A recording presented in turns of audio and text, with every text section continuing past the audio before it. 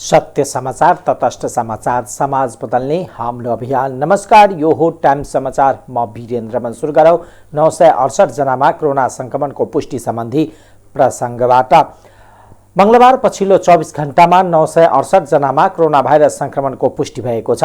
11,852 PCR परीक्षण गर्दा 762 जना र 4,460 एन्टिजेन परीक्षण गर्दा 206 गरी 9,968 जनामा कोरोना भाइरस संक्रमण देखिएको स्वास्थ्य तथा जनसङ्ख्या मन्त्रालयले जनाएको छ। त्यस्तै पछिल्लो 24 घण्टामा कोरोना संक्रमणबाट 6 जनाको मृत्यु भएको छ भने 1,114 जना निको भएका छन्। मंगलबार थपिएसँगै नेपालमा कोरोना संक्रमितको कुल संख्या 7,98,766 पुगेको छ। यो सँगै नेपालमा मृत्यु हुनेको संख्या 11,180 पुगेको छ भने 7,71,338 जना संक्रमण मुक्त भएका छन्। मन्त्रालयका अनुसार हाल देशभर सक्रिय संक्रमितको संख्या 16,248 जना रहेका छन्, जसमध्ये 15,117 जना होम आइसोलेसनमा रहेका छन् भने 1,131 जना संस्थागत आइसोलेसनमा रहेका छन्। कोरोना बिरामी मध्ये 335 जना आइसियु र 122 जना भेन्टिलेटरमा उपचाररत छन्। त्यस्तै 337 जना क्वारेन्टाइनमा रहेका छन्। त्यस्तै 10 वर्ष मुनिका 10 बालबालिकामा कोरोना संक्रमणको पुष्टि भएको छ भने 11 देखि 20 वर्ष उमेर समूहका 61 जना कोरोना संक्रमित थपिएका छन्। धनुषामा एक पेट्रोल पम्पमा डकैती भएको छ। विदेहनगर नगरपालिका 7 स्थित रोशन ज्योति पेट्रोल पम्पमा सोमबार राति डाकाहरूले समूहले मध्यरातमा लुटपाट गरेका हुन्। 10-12 जना डाकाहरूको समूहले मध्यरातमा आएर नगद, सुनचाँदी र मोबाइल लुटेर लगेका छन्। डाकाहरूले रड प्रहार गर्दा पेट्रोल पम्पका सञ्चालक शम्भु नारायण शाहको टाउकोमा चोट लागेको छ। जनकपुर स्थित प्रादेशिक अस्पतालमा उपचाररत शाहको टाउकोमा 7वटा टाका लगाइएको छ। डाकाहरूले 6 लाख नगद, 6-7 तोला सुन र केही चाँदी लुटेर लगेको उहाँले जानकारी दिनुभयो। पीडितले गिद्धा प्रहरी चौकीमा खबर गरे पनि प्रहरी घटनास्थल पुग्दा उनीहरू भागिसकेका थिए।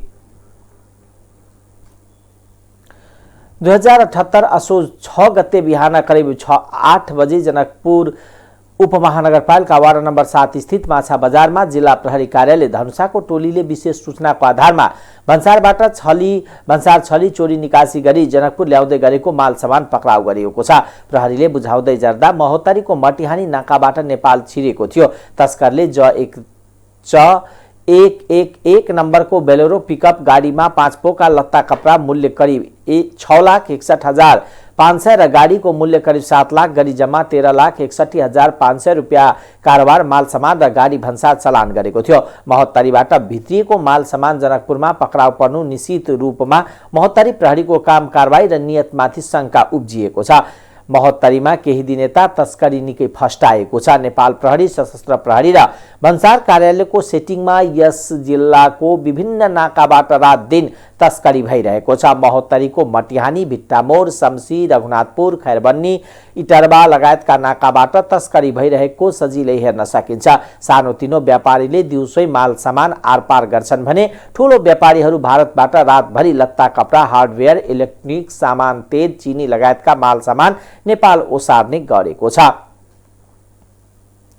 सप्तरीको राजविराज स्थित गजेन्द्र नारायण सिंह अस्पतालमा कार्यरत एक महिला कर्मचारी आफ्नै कोठामा मृत फेला परेकी छिन्। कम्प्युटर अपरेटर पदमा कार्यरत सप्तरीको राजविराज नगरपालिका 2 की 26 वर्षीय रूबी कुमारी साफी आफ्नै कोठामा झुन्डिएको अवस्थामा मृत भेटिएका हुन्।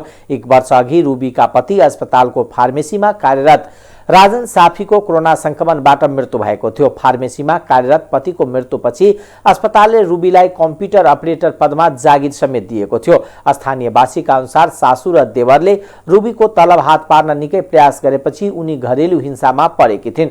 रूबी र राजनका 2 छोराछोरी छन्। घर झगडा सहन नसकेपछि आत्महत्या गरेको हुन सक्ने जिल्ला प्रहरी कार्यालयका प्रहरी प्रवक्ता प्रहरी नायब उपरीक्षक माधव प्रसाद काफ्लेको भनाइ छ। चर्चित 33 किलो सुन तस्करी प्रकरणमा 56 जनाले सफाई पाएका छन्। मोरङ जिल्ला अदालतका न्यायाधीश भरत लम्सालको इजलासले प्रमाणको अभावमा भन्दै उनीहरूलाई सफाई दिएको हो। सुन तस्करी प्रकरणमा 77 जनालाई प्रतिवादी बनाइएको थियो, जसमध्ये 21 जना भने फरार छन्। उनीहरूको मुद्दालाई मुलतबीमा राखिएको छ। त्यस्तै 33 किलो सुन प्रकरणमा भरिया रहेका सनम साक्यको हत्यामा 8 जनालाई दोषी ठहर गर्दै अदालतले 6 जनालाई जन्मकैदको सजाय सुनाएको छ। तस्करी गरिएको भनिएको परिणाम अनुसारको सुन फेला नपरेको साथै माग दाबी नपुगेको भन्दै सुन प्रकरणमा भने सफाई दिएको हो। जन्मकैद सजाय पाउनेहरूमा गोरे भनिने चुडामणि उप्रेती, टेकराज मल्ल ठकुरी, लप्का शेर्पा, मोहन काफ्ले, नरेन्द्र कार्की र भोजराज भण्डारी छन्। त्यस्तै राजन कुमारलाई 3 वर्ष, मदन घिमिरेलाई 6 महिनाको कैद तोकिएको छ। 2074 साल माघमा दुबईबाट त्रिभुवन अन्तर्राष्ट्रिय विमानस्थल हुँदै नेपाल भित्रिएको 33.5 किलो सुन हराएको थियो।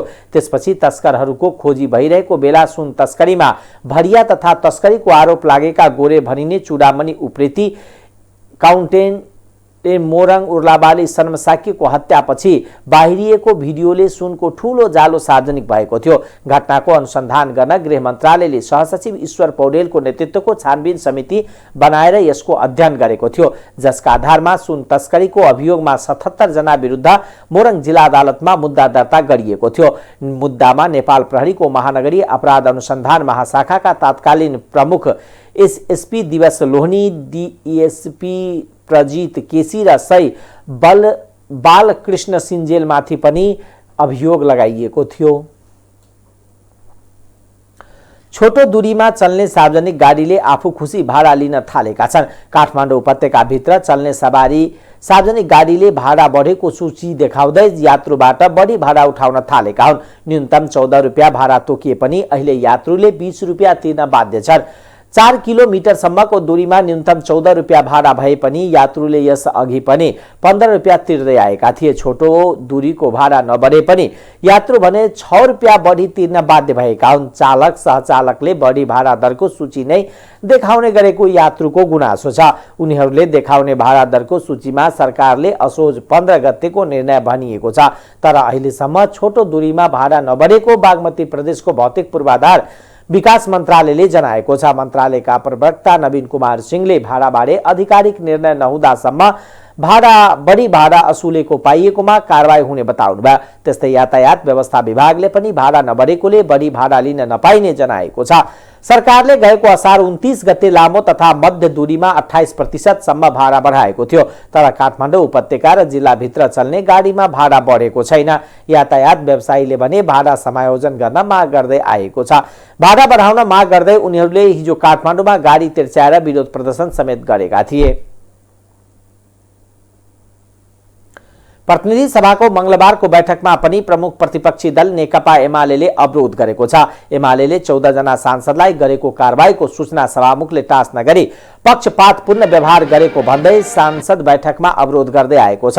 आजको बैठकमा पनि नाराबाजी सहित एमालेले विरोध प्रदर्शन गरेको हो। एमाले सांसदहरूको विरोधका बीच प्रधानमन्त्री शेरबहादुर देउवाको तर्फबाट कानून न्याय तथा संसदीय मामिला मन्त्री ज्ञानेन्द्र बहादुर कार्कीले राष्ट्रिय दलित आयोगको वार्षिक प्रतिवेदन 2076-77 प्रतिनिधि सभामा पेश गर्नुभयो।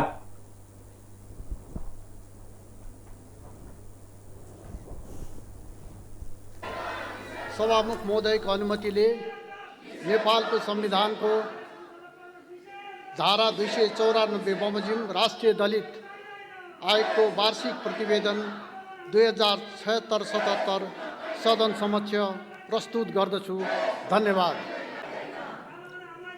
आसन ग्रहण गरी सहयोग गरिदिन र प्रतिनिधि सभा नियमावली 2075 को नियम 6 को उपनियम 6 बमोजिम बैठक सञ्चालनमा आवश्यक सहयोगको लागि समेत अनुरोध गर्दछु।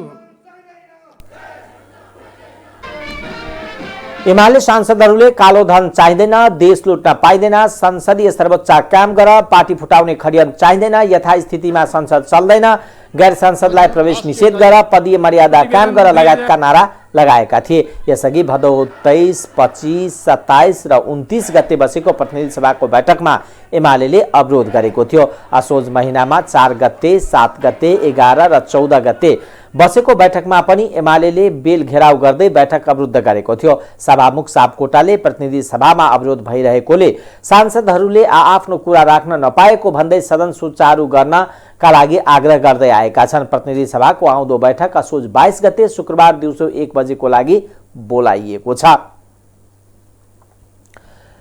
मन्त्रालय भागभण्डाका विषयमा सत्ता दलहरू बीचमा सहमति भएको छ। प्रधानमन्त्री निवास बालुवाटारमा मंगलबार बसेको सत्ता गठबन्धनको बैठकमा कसले कुन मन्त्रालय पाउने भन्ने विषयमा मोटामोटी सहमति भएको हो। सहमति अनुसार कांग्रेसले संचार, स्वास्थ्य तथा जनसंख्या र महिला बालबालिका तथा ज्येष्ठ नागरिक लिने भएको छ।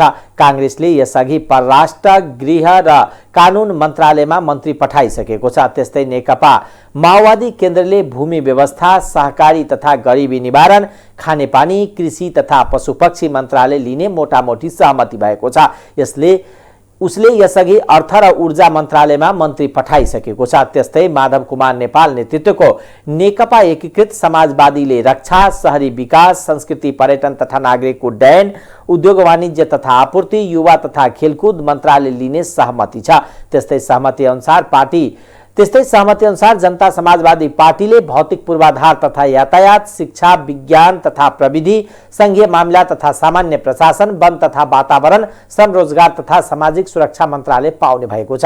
प्रधानमन्त्री शेरबहादुर देउवाले आज भोलिमा मन्त्री परिषद विस्तार गर्ने तयारी गरेको बालुवाटार स्रोतले जनाएको छ। मन्त्रालय भागभण्डामा कुरा नमिल्दा मन्त्री परिषद विस्तार अलमलमा पर्दै आएको छ। यसअघि राजनीतिक दल सम्बन्धी अध्यादेशका कारण मन्त्री परिषद विस्तारमा अन्यल देखिएको थियो। असार 29 गते प्रधानमन्त्री नियुक्त भएका कांग्रेस सभापति शेरबहादुर देउवाले करिब 3 महिना पुग्नै लाग्दा समेत मन्त्री परिषद विस्तार गर्न नसकेको भन्दै आलोचना हुँदै आएको छ। हाल देउवा सरकारमा 5 जना मन्त्री र 1 राज्य मन्त्री मात्रै छन्। 16वटा मन्त्रालय नेतृत्वविहीन छन्।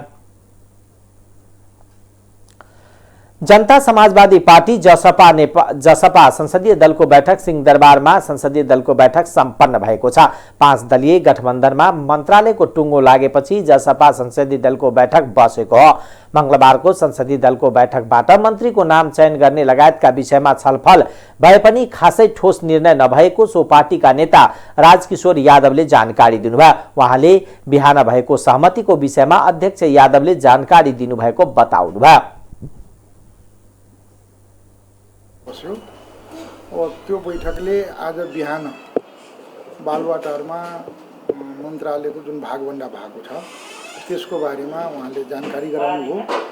हाम्रो भागमा 4वटा मन्त्रालय आएको कुरा उहाँले जानकारी गराउनुभयो।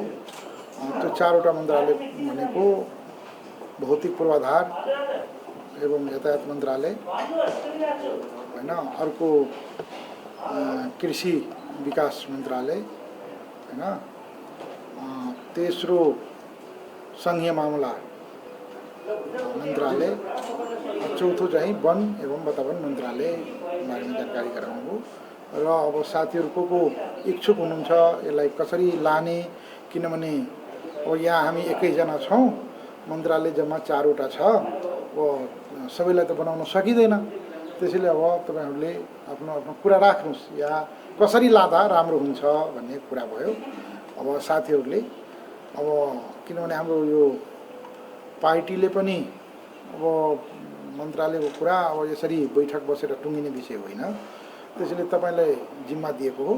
अब तपाईले पार्टीको हितमा हैन सबै प्रकारको अब क्षेत्रीयता, जातीयता, लैङ्गिकता हैन र मूल्याङ्कन क्षमताको आधारमा तपाईहरुले निर्णय गर्नुस्। त्यो निर्णय हामी स्वीकार्छौँ भनेर हामीले उहाँहरूलाई त्यो अधिकार। पार्टीमा मन्त्री बन्ने आकांक्षीहरू धेरै भएकोले कसलाई सरकारमा पठाउने भन्ने बारे निर्णय नभएको उहाँले सुनाउनुभयो। उहाँले हामी 21 जना छौँ, मन्त्रालय 4वटा छ, सबैलाई बनाउन त सकिँदैन। साथीहरूले आफ्नो धारणा राखेको छ।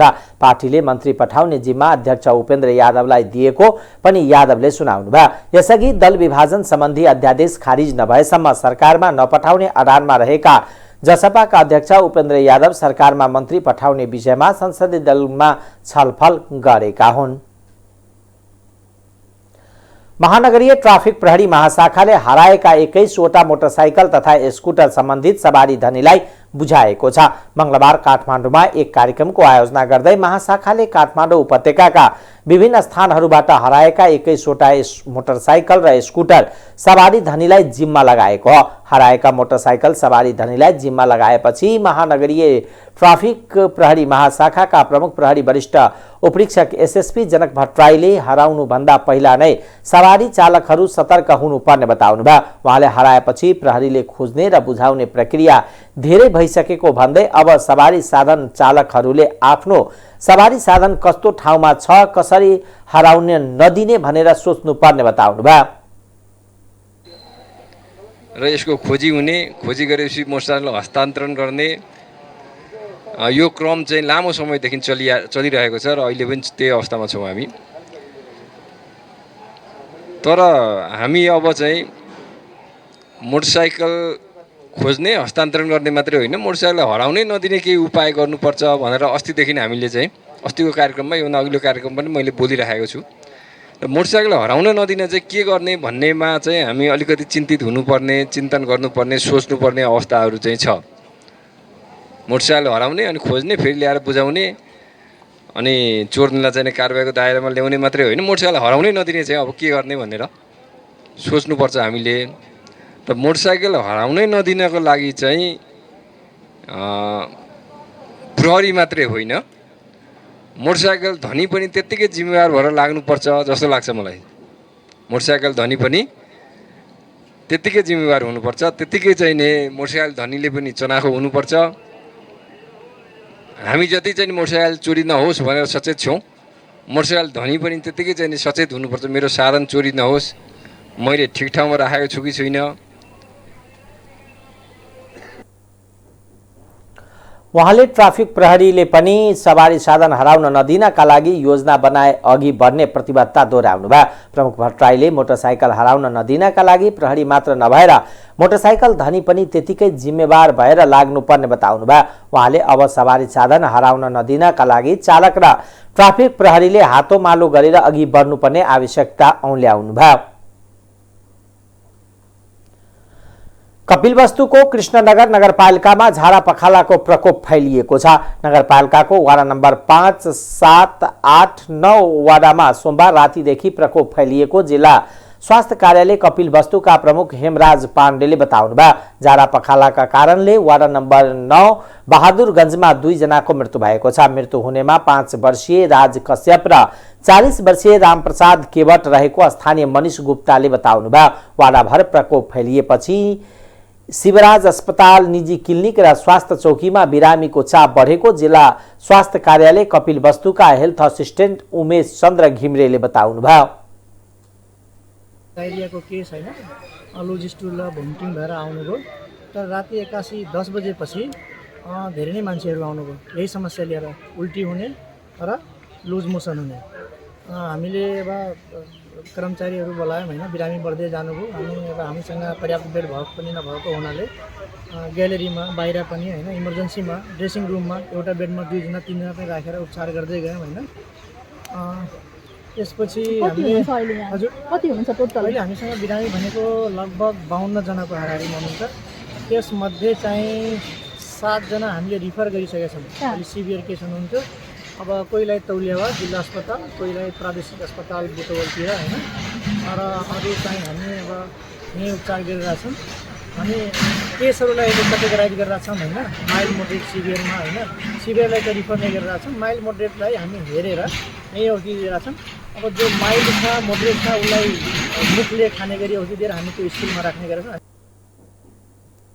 शिवराज अस्पतालमा 40 जना बिरामीले उपचार गराएका छन्। यता समुदायमा रहेका बिरामीको संख्या यकिन हुन सकेको छैन। नगरपालिका वार्ड नम्बर 9 का अध्यक्ष राममिलन कुर्मीले समुदायमा प्रभावित हुनेको पहिचान गरी उपचारको तयारी सुरु भएको बताउनुभयो। प्रकोप रोकथामका लागि जिल्ला स्वास्थ्य कार्यालयले 2 जना चिकित्सक र प्रदेशबाट उपचार टोली पठाएको बताइएको छ। गैर आवासीय नेपाली संघ NRNA का उपाध्यक्ष डाक्टर बद्री केसी को केसीले संघको आगामी नेतृत्वका लागि औपचारिक रूपमा उम्मेदवारी घोषणा गरेका छन्। 10औं महाधिवेशन तथा विश्व सम्मेलन मार्फत नयाँ नेतृत्वका लागि उहाँले मंगलबार राजधानीमा पत्रकार सम्मेलनको आयोजना गरेर आफ्नो उम्मेदवारी घोषणा गर्नुभएको हो। समृद्ध र रूपान्तरण हाम्रो साझा अभियान भन्ने नारासहित केसीले उम्मेदवारीको घोषणा गरेका हुन्। पत्रकार सम्मेलन मार्फत आगामी 2 वर्षे कार्यकालका लागि आफ्ना प्रतिबद्धताहरू उहाँले सार्वजनिक गर्नुभयो। केसीले गैर आवासीयलाई नागरिकता दिलाउने, वैदेशिक रोजगारीमा भएका समस्या समाधान गर्ने, बौद्धिक वर्ग र दोस्रो पुस्ताका युवालाई एनआरएनमा आबद्ध गराउने, गैर आवासीय नेपालीको लगानी नेपाल भित्र्याउने लगायतका प्रतिबद्धता अघि सारेका छन्। उहाँले श्रमिकको पैसाले श्रमिककै लागि श्रम बैंक खोल्ने, नेपाली भाषा, साहित्य र कलाको बेली विस्तार गर्ने, एनआरएनए फाउन्डेसनको संरचना नेपालका 7 प्रदेशमा विस्तार गर्ने, एनआरएनए र नेपाल सरकार बीच थप प्रगाढ सम्बन्ध स्थापित गर्नका लागि आफूले अध्यक्षमा उम्मेदवारी दिएको बताउनुभयो। अघि सारेका सङ्घको पुनर्संरचना, स्मार्ट एनआरएनए, संस्थागत विकास, आर्थिक पारदर्शिता लगायतका कार्यको जग स्थापना भइसकेको छ। सङ्घको पुनर्संरचनाका लागि सुरुवात भएका नवीनतम कार्यलाई संस्थागत गर्न चुनौतीहरू थपिएका छन्। नियोग, दूतावास लगायतसँग सहकार्य गरिनेछ। वैदेशिक रोजगारीमा जाने श्रमिकहरूलाई अभिमुखीकरण तालिमको सञ्चालन गरिनेछ। विदेशको श्रम बजारमा रहेका श्रमिकहरूलाई योगदानको आधारितमा सामाजिक सुरक्षा कोष तथा पेन्सन फन्डमा सहभागी गराउन पहल गरिनेछ, समन्वय गरिनेछ। प्रोग्राम सुधार गर्दै पूर्णता दिइनेछ। एनसीसीमा देखिएका सदस्यता वितरण र निर्वाचनलाई निष्पक्ष र स्वतन्त्र बनाउन फेस भेरिफिकेसन प्रणालीलाई अनिवार्य गराइनेछ। म यसमा अलिकति इम्फेसिस गराउन चाहन्छु साथीहरू, अहिले हाम्रो 64 देशमा निर्वाचन भएका छन्। तीमध्ये धेरै देशमा निर्वाचन हामीले अनलाइन मार्फत गऱ्यौँ र अनलाइन मार्फतमा केही त्रुटिहरू देखेका छन्। त्यो त्रुटि सच्याउने भनेको अनलाइन मतदानमा गर्दाखेरि इमेलबाट मात्रै भेरिफिकेसन होइन, जुन व्यक्तिले भोट हाल्ने त्यही व्यक्तिले फेस भेरिफिकेसनबाट भोट हाल्दाखेरि कुनै पनि समस्या आउँदैनन् र आइसिसीको अब आउने चुनावमा पनि फेस भेरिफिकेसन गरेर मतदान गर्ने प्रणाली हामीले ल्याउँदैछौँ। केसीले वैदेशिक रोजगारका लागि मानवाधिकार र सुरक्षाको प्रत्याभूत भएका देशहरूसँग साझेदार गर्ने लगायतका प्रतिबद्धता सार्वजनिक गर्नुभयो। यसअघि नै सङ्घको 10औं महाधिवेशन मार्फत नयाँ नेतृत्वका लागि अमेरिकाकी रविना थापा, बेलायतका कुल आचार्यले उम्मेदवारी दिएका छन्। अब आर्थिक समाचार।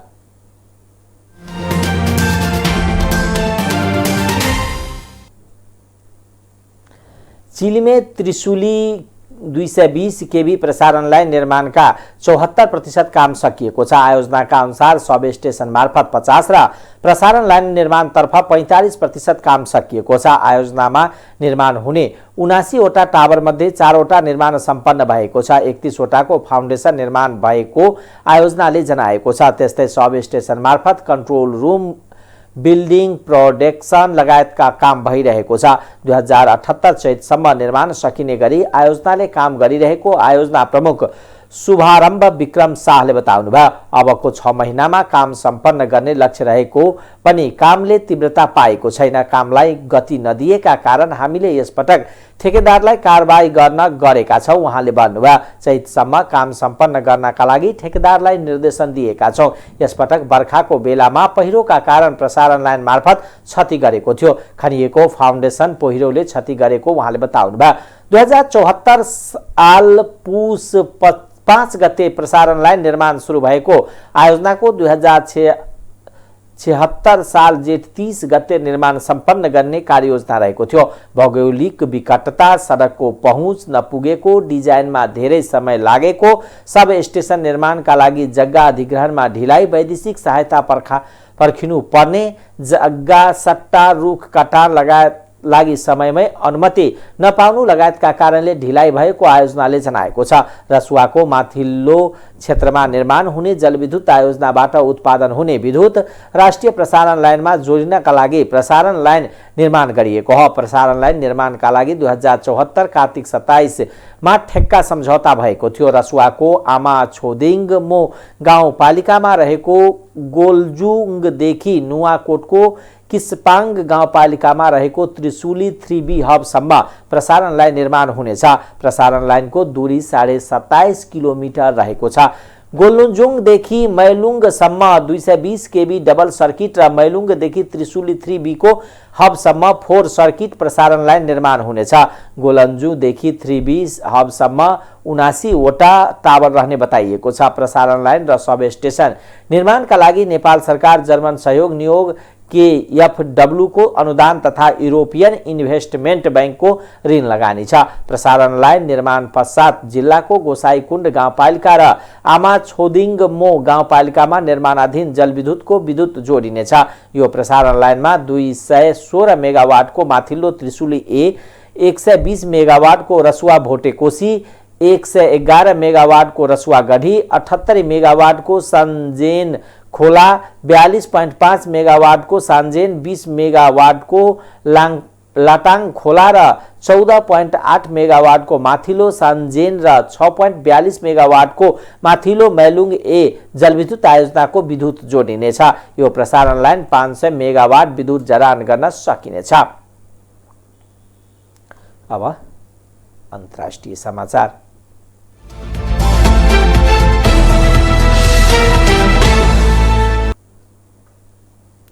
नेपालका लागि पूर्व भारतीय राजदूत रञ्जित रेले भर्खरै काठमाडौँको dilemma resisting India Nepal ties नामक पुस्तक सार्वजनिक गरेका छन्। पुस्तकमा उहाँले आफ्नो कार्यकालमा देखे भोगेका अनुभव र धेरैजसो नेपाल भारत चीनको चर्चा गरेका छन्।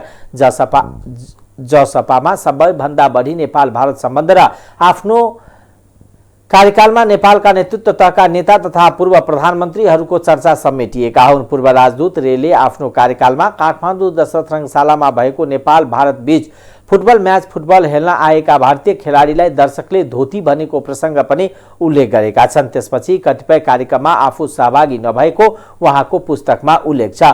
पहिले राष्ट्रवादी सोच र भावनाकै बीच फुटबल म्याच खेल्ने भारतबाट आएका खेलाडीलाई दशरथ रङ्गशालाका दर्शकले धोती भनेको बुद्ध नेपालमा जन्मिएका हुन् भनेका छन्। उक्त भनाइकै कारण कतिपय समय सार्वजनिक समारोहमा आफू जानै नसकेको उहाँले आफ्नो पुस्तकमा उल्लेख गर्नुभयो।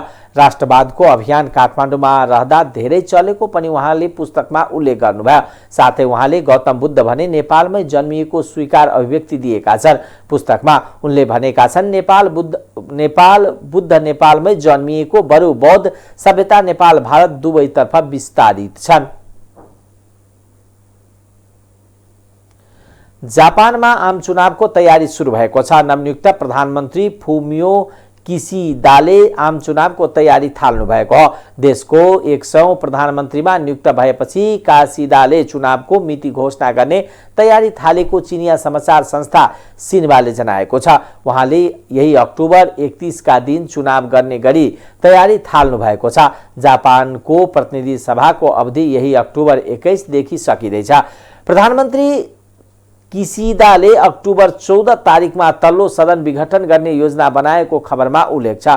गएको हप्ता सत्ताधारी लिबरल डेमोक्रेटिक पार्टीको नेतृत्व सम्हाल्नु भएको कासिदालाई हिजो संसदमा भएको मतदानले प्रधानमन्त्रीमा अनुमोदन गरेको थियो। युरोपमा 18 वर्षदेखि माथिका नागरिकलाई कोरोना विरुद्धको बुस्टर डोज दिने भएको छ। युरोपियन युनियन अन्तर्गत औषधि नियामक निकायको हिजोको बैठकले 18 वर्ष माथिका सबैलाई फाइजर बायोटेकको बुस्टर डोज दिने अनुमति दिएको हो। कोरोना विरुद्धको खोपको दोस्रो डोज लगाएका 6 महिनापछि बुस्टर डोज दिइनेछ। बुस्टर डोज दिने विषयमा सम्बन्धित देशका स्वास्थ्य निकायले निर्णय गर्नेछ। बुस्टर डोज लगाएपछि शरीरमा एन्टिबडीको क्षमता बढ्ने विज्ञले बताउँदै आएका छन्। अब खेलकुद समाचार।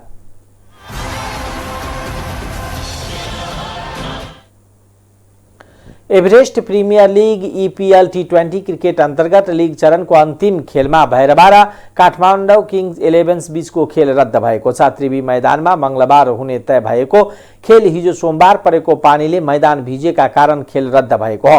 खेल रद्द भएपछि काठमाडौँ किङ्स 11 र भैरवा ग्लाडियर्स एक एक अङ्क बाँडेका छन्। एक एक अङ्क पाएसँगै काठमाडौँ प्लेअफमा पुगेको छ। भैरवा यसअघि नै प्लेअफमा पुगिसकेको छ। काठमाडौँ 5 खेलमा 3 अङ्क जोडेर चौथो स्थानमा रहँदै प्लेअफमा पुगेको हो। ललितपुर ह्याट्रिक्सको 3 अङ्क नै भए पनि काठमाडौँ नेट रन रेटमा अघि छ। यो सँगै साबिक विजेता ललितपुर र दोस्रो संस्करणको विजेता विराटनगर वारियर्स भने लीग चरणबाट बाहिरिएका छन्। अब एलिमिनेटरमा दोस्रो भएको भैरवा र चौथो भएका काठमाडौँ बीच खेल हुनेछ। EPL क्वालिफायरमा शीर्ष स्थानमा रहेको चितवन टाइगर्स र दोस्रो स्थानमा रहेको पोखरा नाइनोज बीच खेल हुनेछ। टाइम्स समाचार अहिलेको लागि यति नै। हेर्दै गर्नुहोला टाइम्स टेलिभिजन। नमस्कार।